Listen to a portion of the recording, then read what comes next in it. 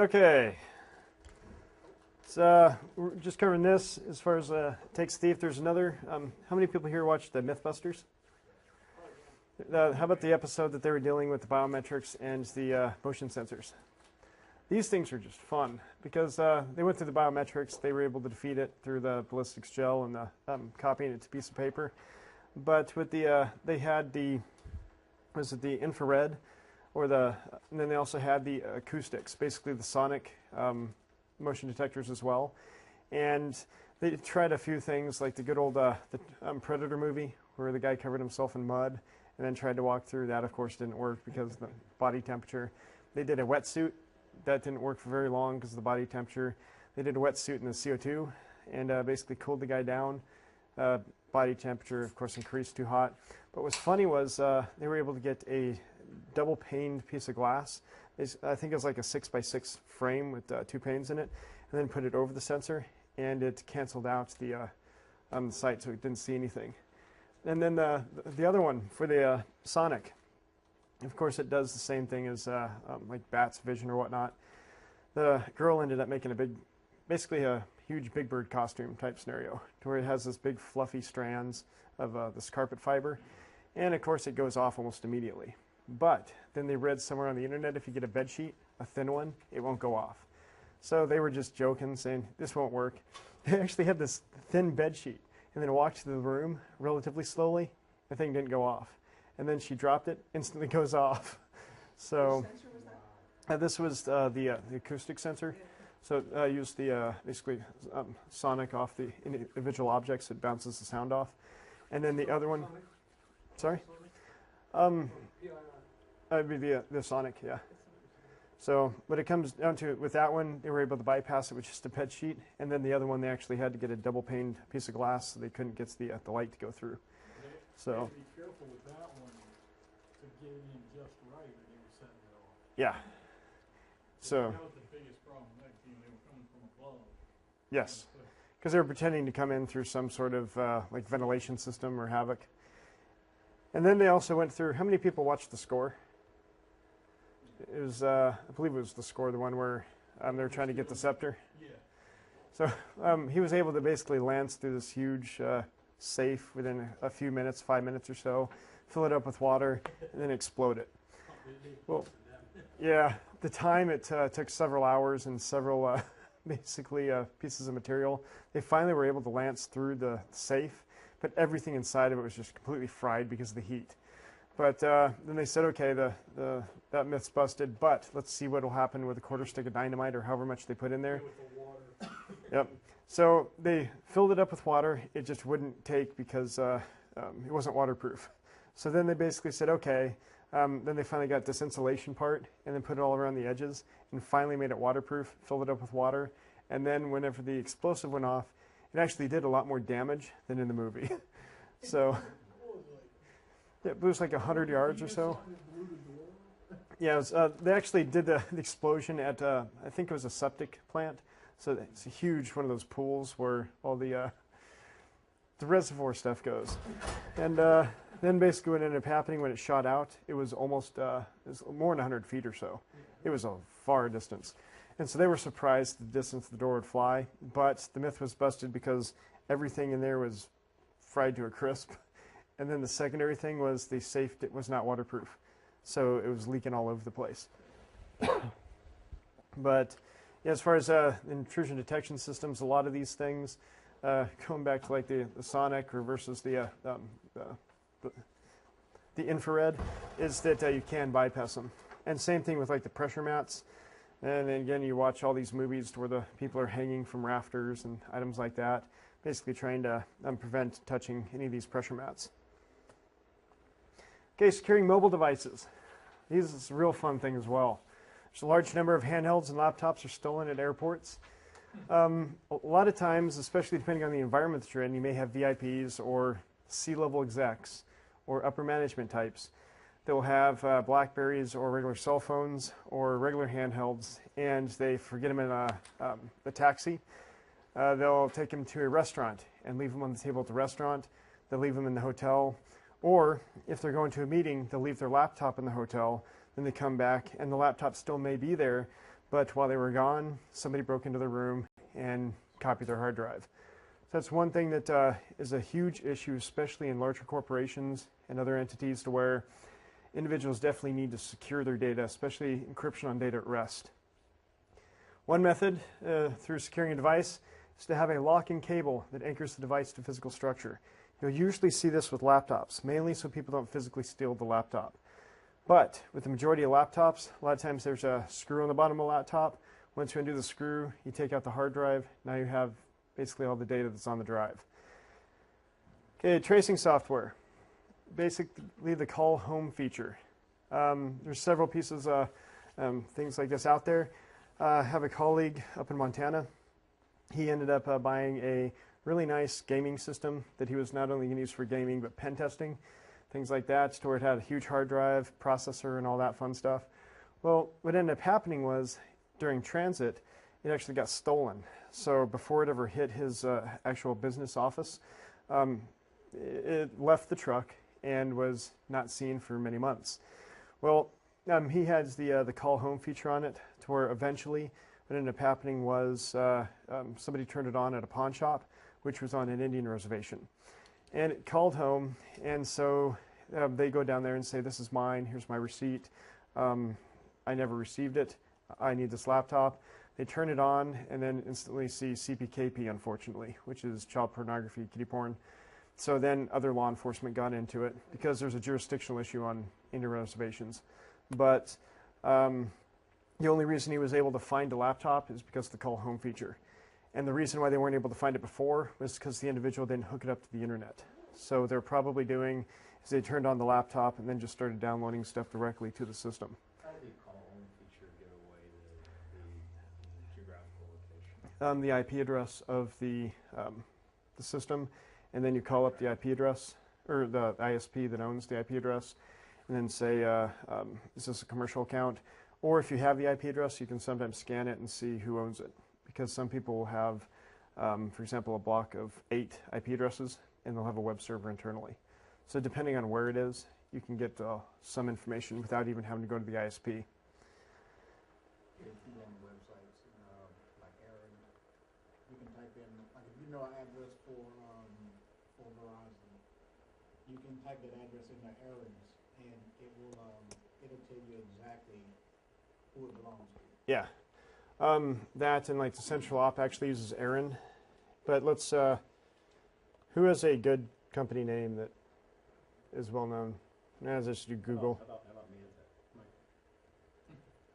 Is it CH for tech? Yeah.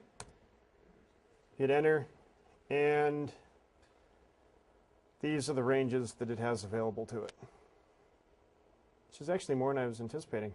Yeah. International. So from an yeah. So from an attacker perspective, this is one of the first things they'd look for. Now these are the ranges that we can start scanning specifically for this organization. Or they could say the IP address range is going to be in, say one that has a geographic location to it, like Bethesda. If it's in here, then you know at least what city it's probably in, type scenario.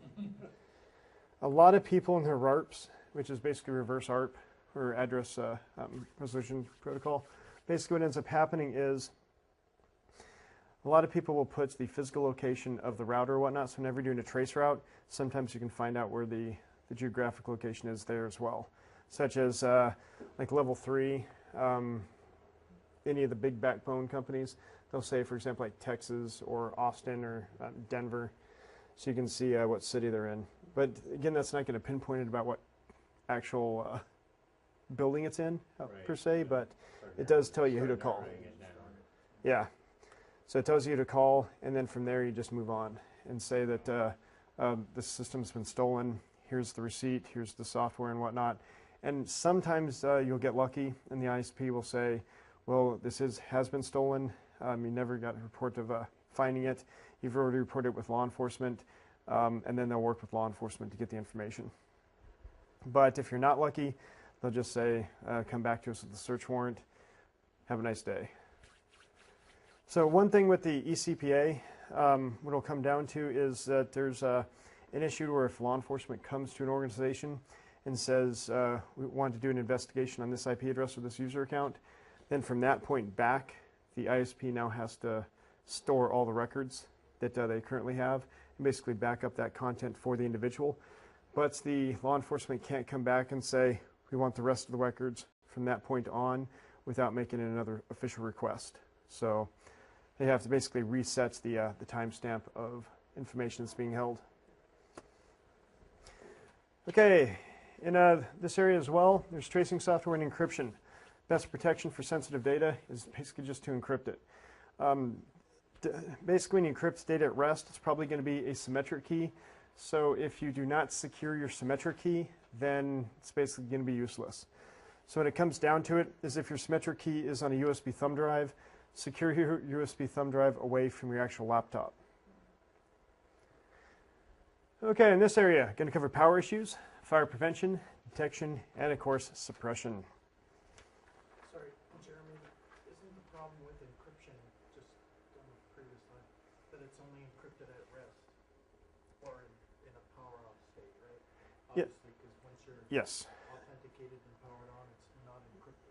Right, and that's an issue for, it's trying to protect it once you turn the system off and you're not using it and you have it in your hotel room and you leave and you don't lock it up for whatever reason, that if somebody comes in and steals it, it's going to be a lot harder for them to get the information. Again, depending on how high valued of a target you are for whatever competitor you may have, that's actually a very viable attack that, for example, let's say there's a information security conference or some other industry segment conference that's bringing in hundreds or thousands of people into a specific area. If they know that you're coming in, what room you're going to be staying in or what floor, they'll wait till you leave and then break into your room and try to steal anything that they can. And a lot of times they don't want you to know that anything was stolen, so they'll try to either reproduce it right then and there or take it off site, reproduce it, and then put it back in. So police reports aren't pushed and you don't report anything interesting or strange happening to it. So if you encrypt the data at rest when the system's off, it's going to make it a lot harder for them to get to. Like BlackBerries, for example. People lose those all the time or they get stolen. And when they're off, there should be encryption on the data at rest. And that's one of the nice things is because it uses ECC cryptography, elliptical curve cryptography, which is basically it's a lower footprint and it's more secure than the bigger algorithms, mainly because the math's harder. It's no longer dealing with the large prime numbers. It's dealing with a completely different algorithm. And if you get the phone while it's still on, of course you can scroll through things, grab things while it's off, but the whole trick is the phone either should be off, turned off, or logged off. So when somebody does steal it from you, it's going to be useless to them. Same as PGP, right? If you encrypt the hard drive on power, Yeah. if you put in your password, if you don't have a screensaver, Just like on TrueCrypt. it's not encrypted, right? Yeah, same thing in TrueCrypt. When you mount the file and then you go into it, while it's mounted, it's completely unencrypted. But when you close it down, it is encrypted. How many people here have heard of the plausible deniability issue with TrueCrypt? Basically, it has it to where there's two passwords. So let's say you have a 2 gig file, which is going to be your 2 gig virtual disk or virtual drive or whatnot. And then you have the two passwords.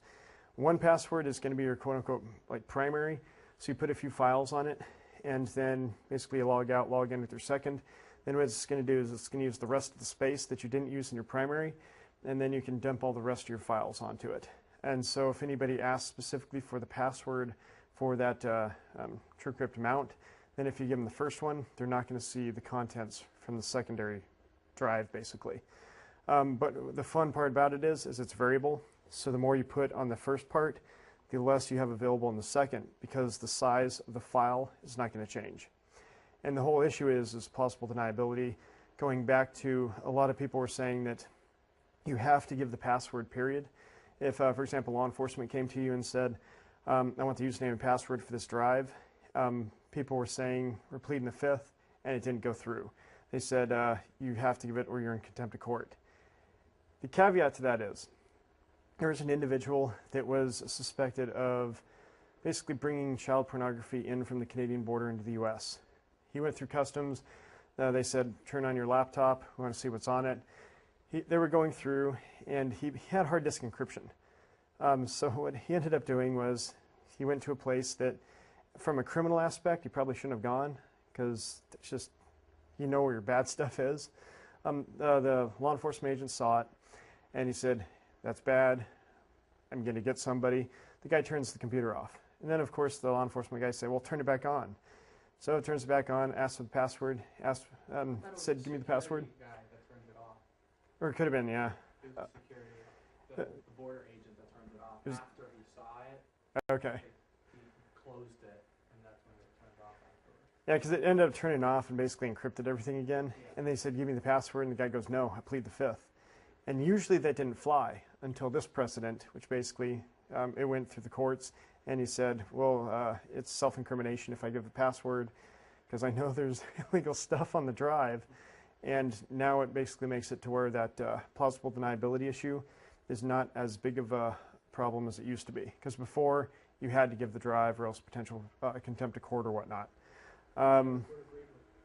Was that? The court agreed. Yeah. And so that opens up a huge precedent. Yeah. And I hate to say it, sometimes it does take criminals to help shape the law in the favor of an actual defendant. Because when it comes down to it, that whole plausible deniability issue, I know there's ways to find out there's two keys. But again, it's level of effort. Because the majority of law enforcement that you're going to come across, especially if they're quote-unquote computer experts, propeller heads or whatnot, they're going to see this encrypted file. They're going to say, give me the password. You give it to them. That's all they really care about, is now they see the data on this encrypted drive. And if they say, give us the second password, you could probably get away with saying, what second password? I just know that there's a first one. Then they would have to do the forensic investigation and try to find the second password. And in reality, most people do not go that much in depth during an investigation. I wish they would, but it's just there's time, budget, constraints, things like that. They have 20 cases behind them. They just want to see what's there, visible. They don't see anything damaging or anything. So then they close the file and then move on. So yeah, with the encryption, it's going to be level of effort. Because if you are, again, making nukes in your basement, they're going to spend a lot of level of effort trying to get or prove you're doing something bad, because chances are you probably are. But again, with that scenario, before it was, if you didn't give the password, it was a very bad thing. Now some people are actually getting away with, do the Fifth Amendment, saying self-incrimination. But yeah, as far as the data at rest encryption, it is only encrypted while the system's off. I have come across a scenario to where an individual was using a company asset or a business asset, business laptop. And they were on site in a remote area, and they were going places where they shouldn't have gone. Well, they were giving access to this laptop, which had hard disk encryption on it, to other individuals that did not have the best interest of the business in mind, basically. They were of a competing business. So what ended up happening was this person, of course, wants to date this lady. So he lets her log onto his laptop and do all kinds of chat. So he puts in his password and basically decrypts his entire hard drive for this essential enemy. So what it comes down to, the person who was using the laptop, who the laptop was assigned to, was, of course, upset when he gets fired, saying that, why should I get fired? Because all I did was unencrypt my laptop and give it to a competitor. And that's a bad thing. Yeah. Yeah. And it was one of the things to where only he was allowed to use his laptop, and even let his daughter use it to do chat. MySpace, which I have seen malware across MySpace before, just evident. And then same thing with Yahoo Chat, MSN Chat. Sometimes malware has been known to transfer through those mediums as well. So it's just not logistically feasible or security feasibly smart to allow just anybody and everybody to access the system. And the reason why it was encryption on data at rest was secure it. And then he bypassed it. That's the point of the use guide. Yeah. Exactly. It's the acceptable use is only the person authorized to use the device can use it. And it's encrypted for a reason because we only want you to be able to use it. I'll tell you what encryption, real life story, we actually implemented holistic encryption software, centralized keys. So you couldn't have, anybody could be carrying around their keys with them or anything. We just had to know that password. And 3 days after doing it, we had actually implemented it because the federal government was requiring it for our consultants going in there on our contracts. Mm-hmm. And so we pushed it out to all of our government consultants. And then we started rolling it out to smaller groups who thought we needed like internal financial people or legal department. 3 days after legal installed it, one of our chief counsels lost his laptop and it worked. And he was wiping his brow saying, thank God they had this encrypted, you know. So he had all kinds of sensitive legal documents on it. Yeah. And It does work. And then there was the, what was it, about a month ago? Everybody hear about the TSA incident? They lost their laptop? Yeah. It was the people that pay the extra money to go through that. Was it Clear Blue or it's that service? Which one? Yeah, it's the area to where if you travel a lot, you can bypass a lot of the lines and go directly to the TSA line for busy people, I guess. Well, they have this line. Fly Clear or something. They have a separate system outside the other screening system, which has more information because you pay for the service, and then you give them things like your name, your address, sometimes even a picture ID. You do a retina scan. Yeah. And then there's a lot of content on there. Well, they misplaced a laptop for several days. And the funny part about it was they were going around saying that there's no proof that anybody was able to get any content off of it because our investigation shows that nobody touched the laptop. Well, if you get a write blocker, you hook it up to a hard drive, you can make a bitstream copy of the hard drive and not touch the or basically change the data at all.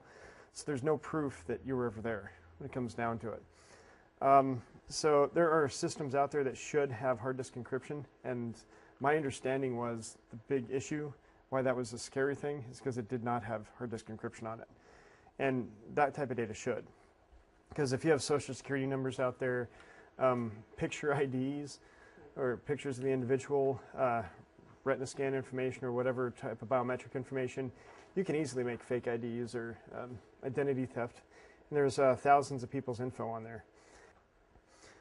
Okay, facility attributes. The heating and air conditioning. This right here is a lot of people don't give it a second thought or as much as they should, but basically gives positive air pressure. Basically, air goes out when the door opens. Also protects intake vents. You also need to dedicate power lines specifically to the Havoc. And then if main power is lost, it will not affect the HVAC systems.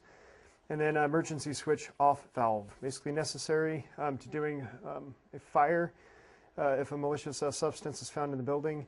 Again, like when the post offices had the anthrax, if you were able to turn off the Havoc systems, it wouldn't spread throughout the building. It basically all settle down. One thing as well, people don't usually push through for HVAC systems, is if you want to secure an environment.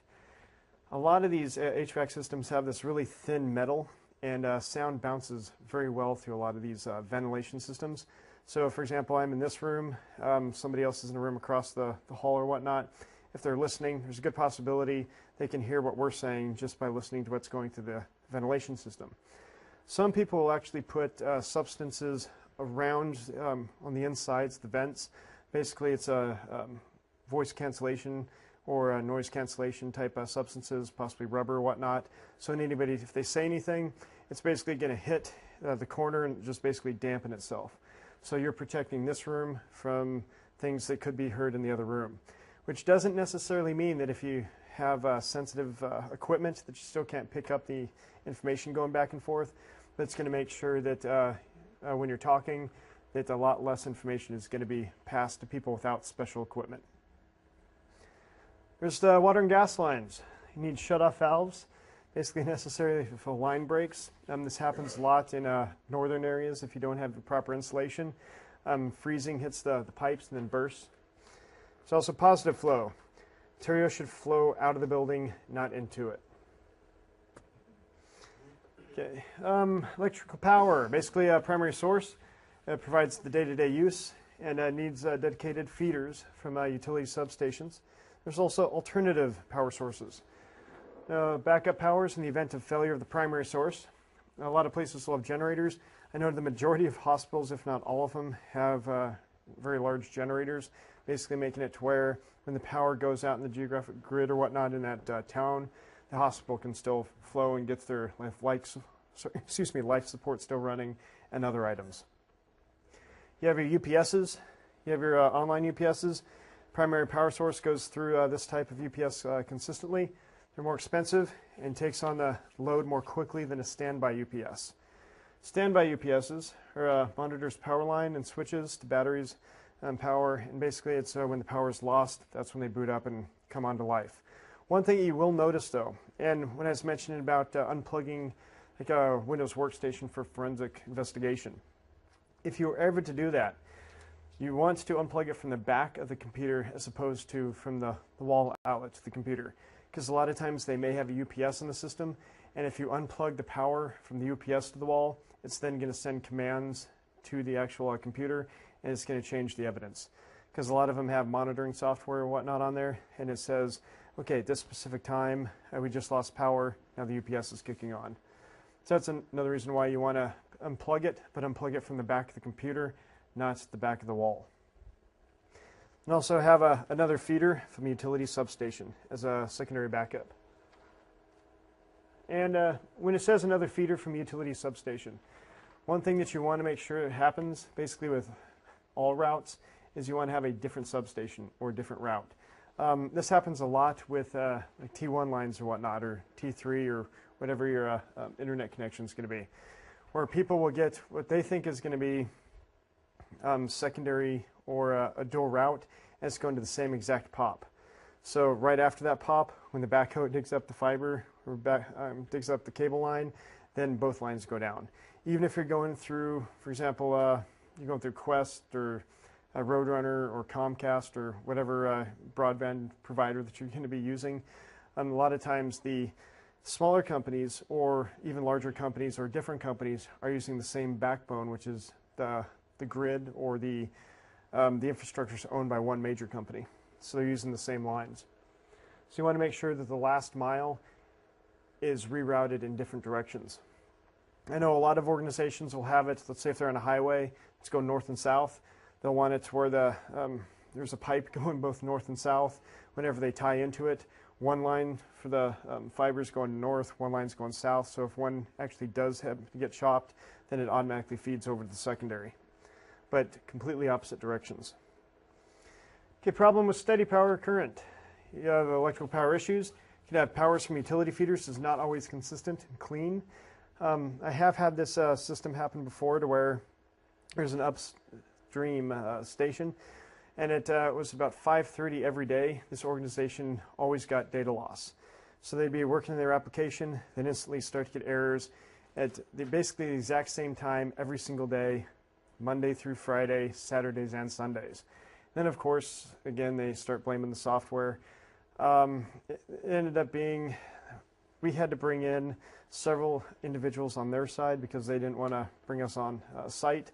But it was one of the substations basically clicking over from one piece of equipment to another, and then a surge went down the line. So the power was not clean, and it ended up affecting all the network devices online, and then destroying the data at that time. So if you are getting consistent data loss, consistent system basically going down, let's say once a month, they might be doing a test or whatnot.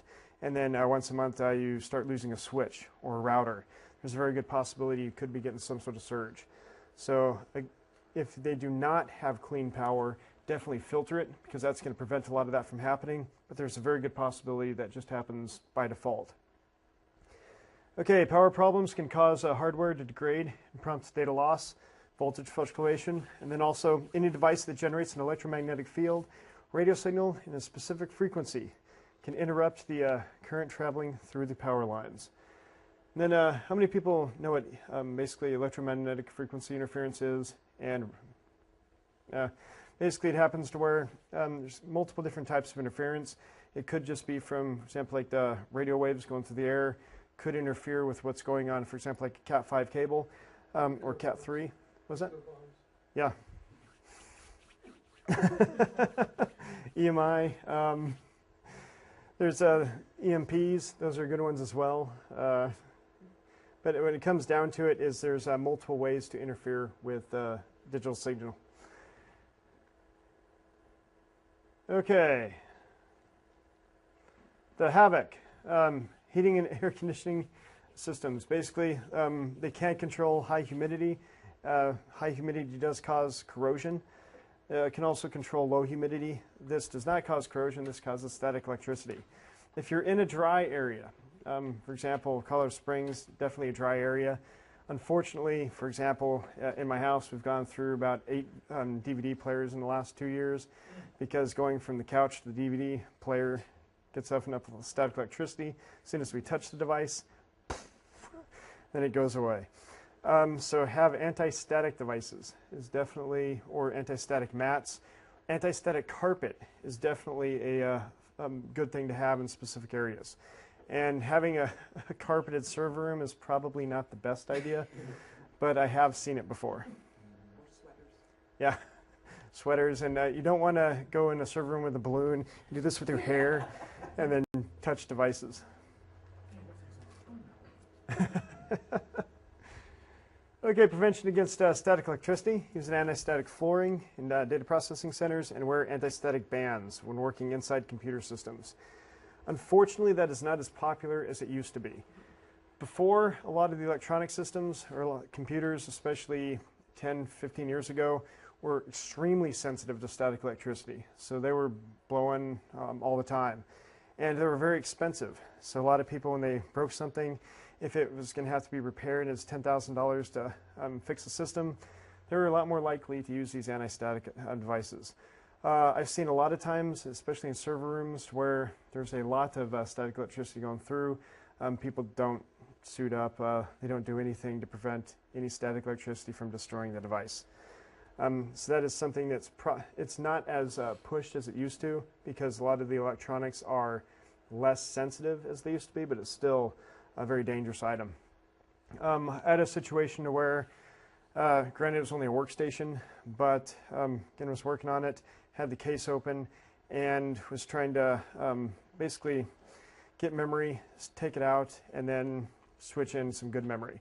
Well, I ended up touching the wrong thing. It sparked basically 2 memories and destroyed one of the pieces of memory, which is relatively cheap.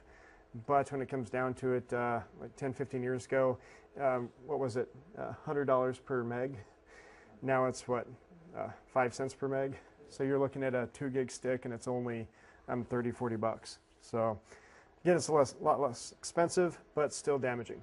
Most computers have internal sensors or heating sensors. And for example, if it goes above 88 degrees Celsius, then it sets off an alarm that the system is either A, going to shut down so it doesn't kill the processor, or should give some sort of alarm to like a sysadmin saying that the system is about to fail. So yeah, there should be some sort of monitoring. It's not covered somewhere else? So that's the beautiful part about it. It's covered in every domain. The monitoring, basically for the auditing purposes, for like telecommunications and whatnot. But yeah, you should always log everything that you can, because the more information, the better. And then, so you'd be alerting, logging, and then monitoring those logs. And in theory, in the perfect world, you're not going to get very many logs or many alerts. And then the one super person is going to be looking at it and saying, well, let's fix it right then and there. But in reality, a lot of times you get so much information in these logs, you have to have like aggregators or even correlation utilities that would go through and say, okay, we know that these 25,000 medium alerts happened. Now we're going to correlate this data log with this data log, and we're only going to really do anything if these mediums happen to hit a high on this log, which is going to be, for example, like firewall scans or firewall logs along with a switch log or event viewers. So, okay, fire prevention. Look for the approach to fire safety. Fire prevention can be accomplished through proper building construction and wiring, developing and implementing safety procedures, training employees, and housekeeping, supplies, and combustibles. Basically means that if you have a good old daisy chain of power supplies like we do here, you do not want to have a bunch of napkins, pieces of paper strung all around these things, because if it does spark, those are the first things that are going to catch. Unfortunately, we're coming near Christmas time, and a lot of times during Christmas, people have real trees. They don't water the trees, or the water dries up too quickly. The trees die, get really brittle, flammable, and a lot of people overload the trees with lights, or they just don't have proper wiring in their house. And a simple spark can easily catch one of those up on fire as well. And that's something, same type of environment in a building, is that if you have a coffee pot right next to your garbage, if something like that just happens to spark because somebody spilled the coffee or it was left on too long, and let's say the glass goes everywhere, it happens to cut something such as a wire, crosses the wires, and then sparks. Definitely a big issue. 4 legs of fire. It needs heat, fuel, oxygen, and possibly a chemical reaction. The oxygen is a big issue, and that's another reason why Havoc needs its own separate power source. Fire prevention measures. Basically, you can do a reduction in temperature, remove the fuel, disrupt the possible chemical combustion, and also remove the oxygen. So if you still have the Havoc running in the system, you can either turn it off so it's not like no longer getting new oxygen into the flames. And then also the issue is if there's toxins in the air, you're not pumping it into the rest of the building or the rest of the facility. Okay, fire detection. There's a fire detection system. This can be configured to call the fire station with a pre-recorded message, and also shut down the Havoc. And then detector placement. Basically, this is on and above suspension ceilings, and then you're looking at below laser floors and in air ducts. And why would you want it in air ducts? Yep. Those you'd usually want the smoke sensors, and the ones on the ceilings you're probably going to want your good old heat sensors, because if the flames are getting high enough, then it's going to burn through the device and then launch everything. This page right here is something you basically just need to memorize. It's the A is going to be for your common combustibles, your paper, your wood, and you're going to have things like water or soda acid. Your class B is going to be your good old liquids, things that bubble. There's CO2, M200. CO2 is probably one of your more common ones. And same thing with class C. This is going to be your electrical. And in electrical, you're going to have your class C. You have your halons, but the halons actually is now illegal, and that's something you need to basically memorize for the test as well. And the reason why it's basically been taken off the market, or you're no longer able to use that in server rooms or anywhere in general,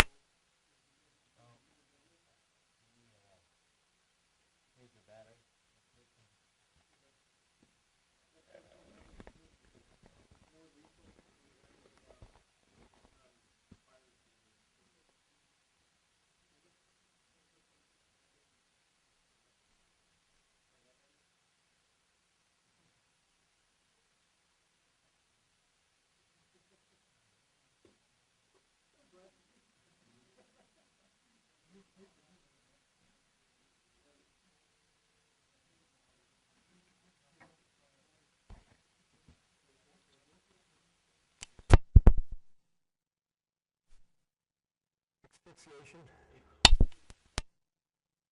After you remove the oxygen from the air.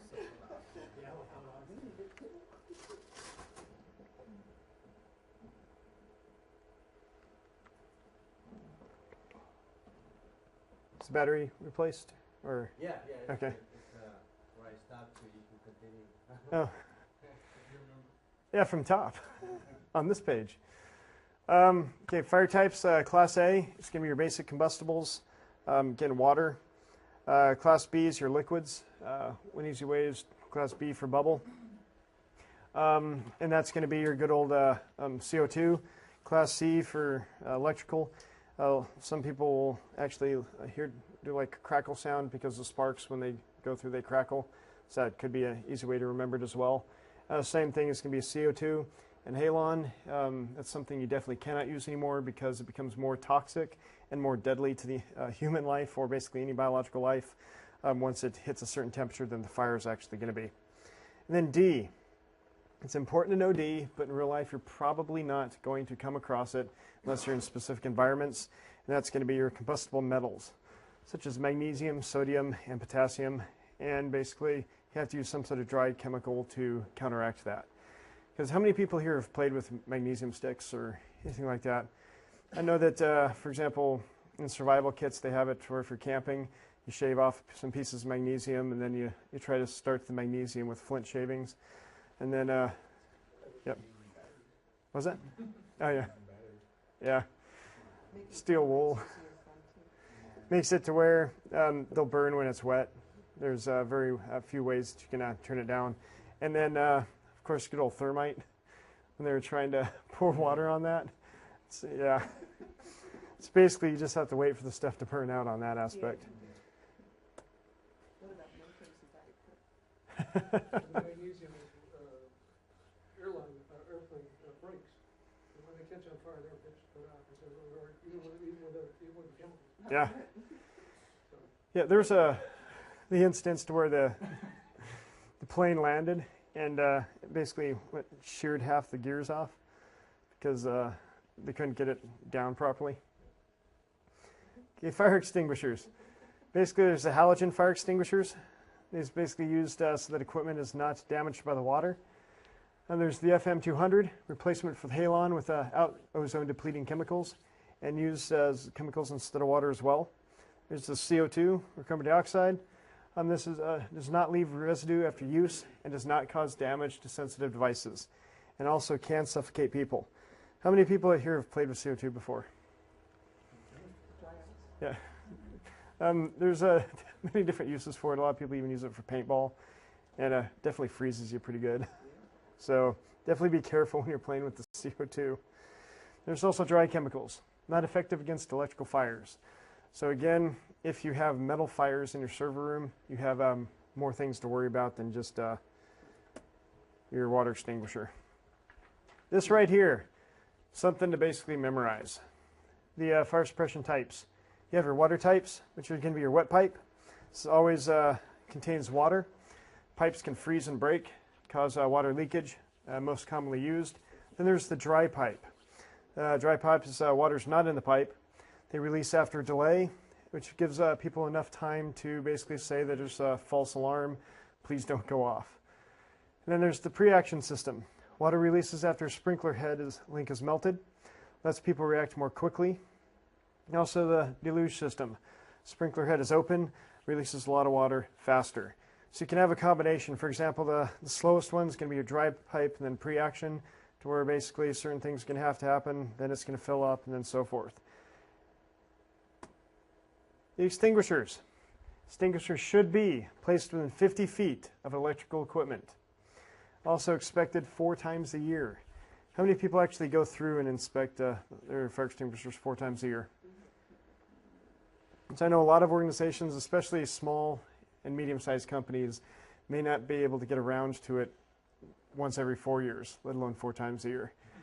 But definitely they should, because sometimes it may be to where chemicals change, or even the capability to push the stuff because there's a leak in the system.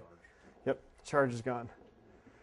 Okay, also clearly marked with unobstructed view, because a lot of people will put junk in front of them.